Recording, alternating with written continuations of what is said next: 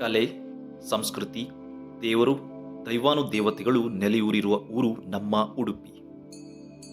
ಪರಶುರಾಮ ಸೃಷ್ಟಿ ಪಡವಿಗೊಡೆಯ ಕೃಷ್ಣನ ನಾಡಾದ ಉಡುಪಿಯ ಬ್ರಹ್ಮಾವರ ತಾಲೂಕಿನಿಂದ 15 ಕಿಲೋಮೀಟರ್ ಹಾದು ಬಂದರೆ ಸಿಗುವ ಸುಂದರ ಊರೇ ನಮ್ಮ ಕರ್ಜೆ.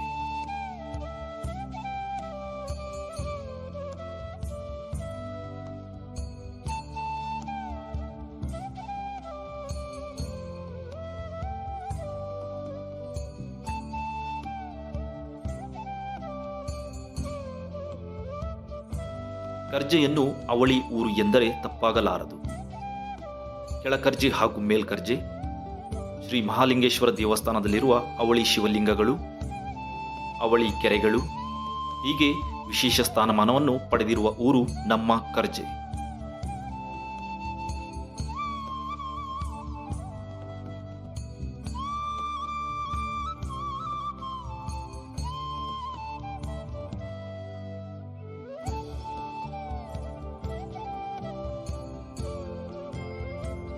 ಸಾವಿರ ವರ್ಷ ಇತಿಹಾಸವುಳ್ಳ ಕಾರಣಿಕ ದೇಗುಲ ಕರ್ಜೆ ಶ್ರೀ ದುರ್ಗಾ ಪರಮೇಶ್ವರಿ ದೇವಸ್ಥಾನ ಲೋಕಾರ್ಪಣೆಯ ಸಿದ್ಧತೆಯಲ್ಲಿದೆ. ಆದಿ ಎಂದು ಕರೆಯಲ್ಪಡುವ ಕ್ಷೇತ್ರ ಕರ್ಜೆ ಶ್ರೀ ದುರ್ಗಾ ಪರಮೇಶ್ವರಿ ಕ್ಷೇತ್ರವು 1000 ವರ್ಷ ಪ್ರಾಚೀನವಾಗಿದೆ.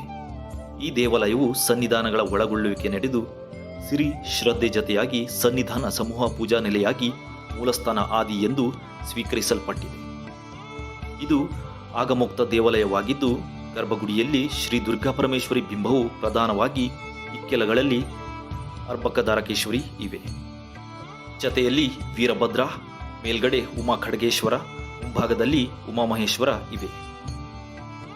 ಮೂಲಸ್ಥಾನ ದುರ್ಗಾ ಪರಮೇಶ್ವರಿ ಬಿಂಬವು ಕಾರಣಾಂತರಗಳಿಂದ ಜಲಸಮಾಧಿಯಾದಾಗ ಆ ಸ್ಥಾನಕ್ಕೆ ಅನ್ನಪೂರ್ಣೇಶ್ವರಿಯನ್ನು ಹೋಲುವ ಮೂರ್ತಿಯನ್ನು ಬಾಲದುರ್ಗಾ ಪರಮೇಶ್ವರಿ ಎಂಬ ಸಂಕಲ್ಪದಲ್ಲಿ ಪ್ರತಿಷ್ಠಾಪಿಸಲಾಗಿದೆ.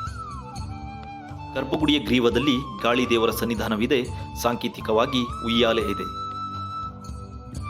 ದೇವಳದ ಮುಂಭಾಗದಲ್ಲಿ ತೀರ್ಥಮಂಟಪ, ಕ್ಷೇತ್ರ ಆವರಣದಲ್ಲಿ ವಿವಿಧ ದೈವಸ್ಥಾನಗಳಿದ್ದು ಒಟ್ಟು 19 ಸನ್ನಿಧಾನ ಹೊಂದಿದೆ. ಧರ್ಮಚಾವಡಿಯಲ್ಲಿ ನ್ಯಾಯ ತೀರ್ಮಾನವಾಗುತ್ತಿತ್ತು. ಕರ್ಜೆ ಶಬ್ದಕ್ಕೆ ಎತ್ತರವಾದ ಪೀಠ ಎನ್ನುವ ಅರ್ಥವಿದೆ. ಪೂರಕವಾಗಿ 4 ದಿಕ್ಕುಗಳಲ್ಲಿಯೂ ಭೂಪ್ರದೇಶ ಕ್ರಮೇಣ ಇಳಿಜಾರು ಮೇಲ್ಮೈ ಹೊಂದಿದೆ.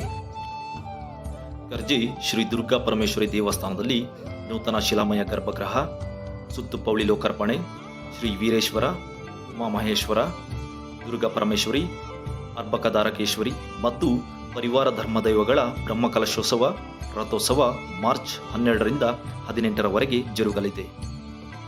ಮಾರ್ಚ್ 12ರಂದು ಬೆಳಿಗ್ಗೆ ತಂತ್ರಿಗಳ ಪುರಪ್ರವೇಶ, ಮಧುಪರ್ಕ ಪೂರ್ವಕ ಆಚಾರ್ಯ ವರ್ಣ, ಮಹಾಸಂಕಲ್ಪ, ಅರಣಿ ಮತನ, ಮಹಾಗಣಪತಿ ಯಾಗ, ನೂತನ ನಾಗಸನ್ನಿಧಿಯಲ್ಲಿ ಆಶ್ಲೇಷ ಬಲಿ, ಶಿಲ್ಪಿಗಳು ಹಾಗೂ ಕುಶಲಕರ್ಮಿಗಳ ಶಸ್ತ್ರಪೂಜೆ, ತೋರಣ, ಉಗ್ರಾಣ, ಪಾಕಶಾಲಾ ಮುಹೂರ್ತಾದಿಗಳು ನಡೆಯಲಿವೆ. ಮಾರ್ಚ್ 13 ಬುಧವಾರದಂದು ದೇವಸ್ಥಾನದಲ್ಲಿ ಧಾರ್ಮಿಕ ವಿಧಿವಿಧಾನಗಳು ನಡೆದ ನಂತರ ಸಂಜೆ 3ರಿಂದ ಸರಕಾರಿ ಹಿರಿಯ ಪ್ರಾಥಮಿಕ ಶಾಲೆ ಹಳುವಳ್ಳಿ ಶಾಲಾ ವಠಾರದಿಂದ ದೇವಸ್ಥಾನಕ್ಕೆ ಹಸಿರು ಹೊರಕಾಣಿಕೆ ಮೆರವಣಿಗೆ ನಡೆಯಲಿದೆ.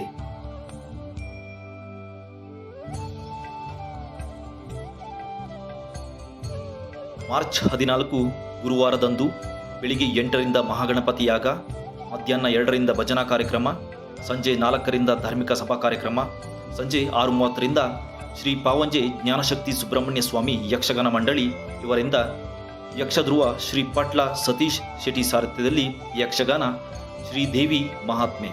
ಯಕ್ಷಗಾನ ಮುಗಿದ ನಂತರ ರಾತ್ರಿ 8ರಿಂದ ಭಕ್ತಾಭಿಮಾನಿಗಳಿಗೆ ಅನ್ನ ಸಂತರ್ಪಣೆ ನಡೆಯಲಿದೆ.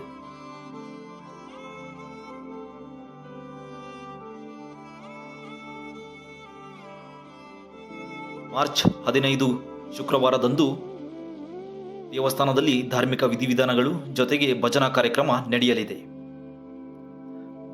ಮಾರ್ಚ್ 16 ಶನಿವಾರದಂದು ದೇವಸ್ಥಾನದಲ್ಲಿ ಧಾರ್ಮಿಕ ವಿಧಿವಿಧಾನಗಳ ಜೊತೆಗೆ ಭಜನಾ ಕಾರ್ಯಕ್ರಮ, ತದನಂತರ ರಾತ್ರಿ 8ರಿಂದ ಯಕ್ಷಗಾನ, ಯಕ್ಷ ಕಿರೀಟ ಹವ್ಯಾಸಿ ಬಳಗ ಕರ್ಜೆ ಇವರಿಂದ ಪೌರಾಣಿಕ ಕಥಾನಕ ಚಕ್ರ ಚಂಡಿಕೆ ನಡೆಯಲಿದೆ.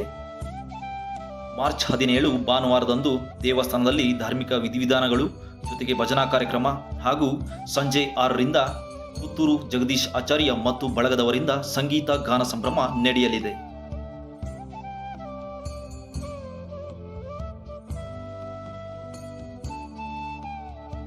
ಮಾರ್ಚ್ 18 ಸೋಮವಾರದಂದು ಬೆಳಿಗ್ಗೆ 5:30ಕ್ಕೆ ಚಂಡಿಕಯಾಗ, ಬೆಳಿಗ್ಗೆ 8:30ರಿಂದ ಬ್ರಹ್ಮಕಲಾಭಿಷೇಕ, ಬೆಳಿಗ್ಗೆ 11ರಿಂದ ಮಹಾಪೂಜೆ, ಮಧ್ಯಾಹ್ನ 1ರಿಂದ ಭಕ್ತಾಭಿಮಾನಿಗಳಿಗೆ ಮಹಾ ಅನ್ನ ಸಂತರ್ಪಣೆ, ಮಧ್ಯಾಹ್ನ 2ರಿಂದ ಭಜನಾ ಕಾರ್ಯಕ್ರಮ, ಸಂಜೆ 4ರಿಂದ ಧಾರ್ಮಿಕ ಸಭಾ ಕಾರ್ಯಕ್ರಮ ನಡೆಯಲಿದೆ.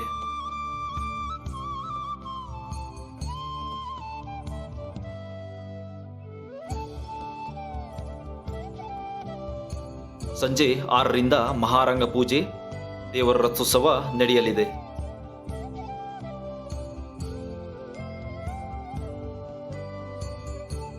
ಸಂಜೆ 6:30ರಿಂದ ಖ್ಯಾತ ನೃತ್ಯಗಾರ್ತಿ ಹಾಗೂ ಚಲನಚಿತ್ರ ಕಲಾವಿದೆ KGF ಖ್ಯಾತಿಯ ಶ್ರೀಮತಿ ಅರ್ಚನಾ ಜೋಯಿಸ್ ಹಾಗೂ ಬಳಗ ಇವರಿಂದ ಭರತನಾಟ್ಯ ಕಾರ್ಯಕ್ರಮ ನಡೆಯಲಿದೆ. ರಾತ್ರಿ 8:30ಕ್ಕೆ ಶ್ರೀ ಅಶೋಕ್ ಪಳಲಿ ಹಾಗೂ ತಂಡದವರಿಂದ ನೃತ್ಯ ವೈವಿಧ್ಯ ಕಾರ್ಯಕ್ರಮ ನಡೆಯಲಿದೆ. ಈ ಎಲ್ಲ ಕಾರ್ಯಕ್ರಮಕ್ಕೆ ಊರ ಪರವೂರ ಭಕ್ತಾಭಿಮಾನಿಗಳು ಭಕ್ತಿಯಿಂದ ಆಗಮಿಸಿ ತನು ಮನ ಧನಗಳಿಂದ ಸಹಕರಿಸಿ ಶ್ರೀ ಅಮ್ಮನವರ ಕೃಪೆಗೆ ಪಾತ್ರರಾಗಬೇಕಾಗಿ ವಿನಂತಿಸಿಕೊಳ್ಳುತ್ತೇವೆ. Nature garden landscape. ನೀವು ಮನೆ ಮುಂದೆ, ಫಾರ್ಮ್ ಹೌಸ್ ಎದುರುಗಡೆ ಅಥವಾ ದೇವಸ್ಥಾನ ಎದುರುಗಡೆ ಏನಾದರೂ ಗಾರ್ಡನ್ ಮಾಡಬೇಕಂತ ಅಂದ್ಕೊಂಡ್ರೆ ನೀವು ಇವರನ್ನು ಕಾಂಟ್ಯಾಕ್ಟ್ ಮಾಡ್ಬೋದು. ಇವರ ಕಾಂಟ್ಯಾಕ್ಟ್ ಡೀಟೇಲ್ಸನ್ನು ನಾನು ಡಿಸ್ಕ್ರಿಪ್ಷನ್ಲ್ಲಿ ಹಾಕಿದ್ದೀನಿ. ಯಾರಿಗಾದರೂ ಬೇಕಾದಲ್ಲಿ ಕಾಂಟ್ಯಾಕ್ಟ್ ಮಾಡಿ.